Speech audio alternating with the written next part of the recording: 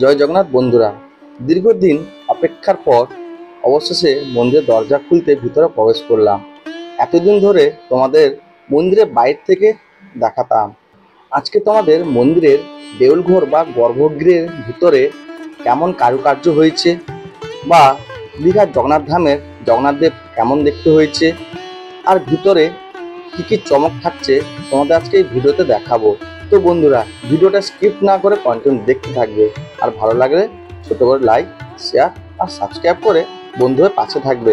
তো চলো বন্ধুরা, এখন মন্দিরের ভিতরে প্রবেশ করা যাক। তো বন্ধুরা, মন্দিরের দরজা খোলার পর আজকে আমরা বিকালবেলা চলে এসেছিলাম। আজকে কিন্তু প্রচুর দর্শনার্থী এসেছেন সেই দীঘার জগন্নাথ ধামে জগন্নাথদেবকে দর্শন করার জন্য। তো আমরাও দীর্ঘদিন ধরে অপেক্ষায় ছিলাম আর দীর্ঘদিন ধরে তোমাদের মন্দিরের বাইরে থেকে আপডেট দিতাম, কিন্তু আজকে চলে এলাম সেই দীঘা জগন্নাথ ধামের গর্ভগৃহের ভিতরে কেমন কারুকার্য হয়েছে বা কেমন সেজে উঠেছে ভিতরে। তো আজকে তোমাদের দেখাবো। তো এখন একটা মন্দিরের মধ্যে প্রবেশ করলাম। তো ভিতরে আলোকসজ্জার ভিউটা দেখতে পাচ্ছ, অপূর্ব ভিউ। আর মন্দিরের দেওয়ালে সব কারুকার্যগুলো কিন্তু অসাধারণ।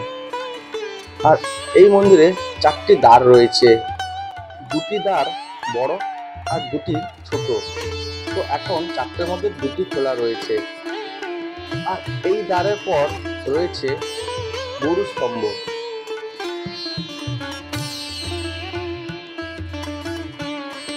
সামনের দিকে যে কালো রঙের স্তম্ভটা দেখতে পাচ্ছ, এটাই হচ্ছে কিন্তু গরু স্তম্ভ। আর উপরে গুরুদেব রয়েছেন। আর এই কালো রঙের স্তম্ভকে জড়িয়ে সবাই কিন্তু প্রণাম করছে। আর এখানে 16টি স্তম্ভ রয়েছে। 16টি স্তম্ভের গায়ের যে ডিজাইনগুলো দেখতে পাচ্ছ খুব সুন্দর এবং নিখুঁতভাবে কিন্তু ডিজাইনগুলো করা হয়েছে। আর এই যে পাথরগুলো, এগুলো কিন্তু রাজস্থানের যে বংশী পাহাড় থেকে বয়ে নিয়ে আসা হয়েছে। আর সেই গোলাপি পাথরের উপর কিন্তু এই ডিজাইন বা নকশাগুলো করা হয়েছে।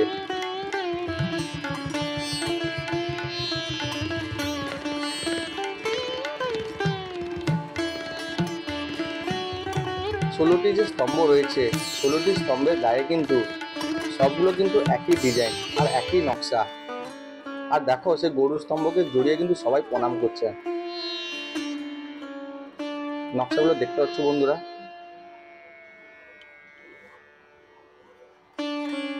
নিচের দিকে সবগুলো একই রকম। আর নিচে যে আলপনাগুলো দেওয়া হয়েছে দেখতে পাচ্ছ, খুব দারুণ কিন্তু অসাধারণ। আর গরু স্তম্ভের সামনে রয়েছে গর্ভগৃহ বা দেউলঘর।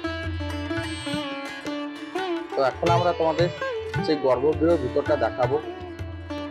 সামনে যে সমস্ত দর্শনার্থীরা এসছেন সবাই কিন্তু দুহাত খুলে জয় জগন্নাথ বলে হাত তুলে সামনের দিকে এগিয়ে যাচ্ছেন।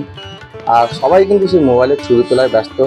কেউ জগন্নাথদেবকে দেখে প্রণাম করছেন। আর উপরের যে আলোকসজ্জার ভিউটা দেখতে পাচ্ছ অসাধারণ, বলে বোঝাতে পারবো না। আর ভিতরে যে স্তম্ভগুলো রয়েছে, সেই সমস্ত স্তম্ভের যে গায়ের নকশা বা ডিজাইনগুলো খুব সুন্দরভাবে নিখুঁতভাবে ফুটে তোলা হয়েছে। আর সামনে রয়েছেন আমাদের মহাপ্রভু জগন্নাথদেব, বলরাম, সুভদ্রা। তার সাথে 3টি নিম কাঠেরও মূর্তি রয়েছে, আর জগন্নাথদেব, বলরাম, সুভদ্রা। তো দেখতে পাচ্ছ বন্ধুরা, দীর্ঘদিনের অপেক্ষার পর আজকে কিন্তু শ্রী জগন্নাথদেবকে আমরা দর্শন করতে পারলাম। জগন্নাথদেব, বলরাম, সুভদ্রা যেখানে 3জন বসছেন সেটাকে বলা হয় রত্নবেদী। পুরীর ন্যায় এখানেও রত্নবেদী রয়েছে। পুরী মন্দিরে যেমন রত্নবেদী রয়েছে 1 লক্ষ শালগ্রাম দিয়ে তৈরি করা হয়েছে, কিন্তু এখানে রত্নবেদীটা একটু আলাদা। তো সবাই কিন্তু সেই গর্ভগৃহের সামনে ছবি তোলায় ব্যস্ত। আর সবাই সেই জগন্নাথদেবকে একবার দর্শন করছেন, যেহেতু দীর্ঘদিন ধরে অপেক্ষায় ছিলেন সেই জগন্নাথদেবকে দর্শন করার জন্য। দীর্ঘদিনের পর আজকে সবাই সেই জগন্নাথদেবকে দর্শন করছেন। দেখতে পাচ্ছ গর্ভগৃহের সামনে সেই ভিউটা, দর্শনার্থীদের ভিড়। তো আমরা মোটামুটি 2 থেকে 3 মিনিট এখানে ছিলাম, বেশিক্ষণ থাকতে দিচ্ছেন না, যেহেতু প্রচুরই দর্শনার্থী এসছেন। যতবার দেখি ততবারই দেখতে ইচ্ছে করছে। আর এখানে সামনে হরিনাম সংকীর্তন হচ্ছে। ইস্কনের সেই যে হরিনাম সংকীর্তন, জগন্নাথ দেবের সামনে কিন্তু সেই হরিনাম সংকীর্তন হচ্ছে। পুরো গর্ভগৃহ বা দেউল ঘরটা তোমরা দেখতে পাচ্ছ ভিউটা। পুরো গর্ভগৃহের মধ্যে কিন্তু দর্শনার্থীদের ভিড়ের যে ঢলটা তোমরা দেখতে পাচ্ছ বন্ধুরা।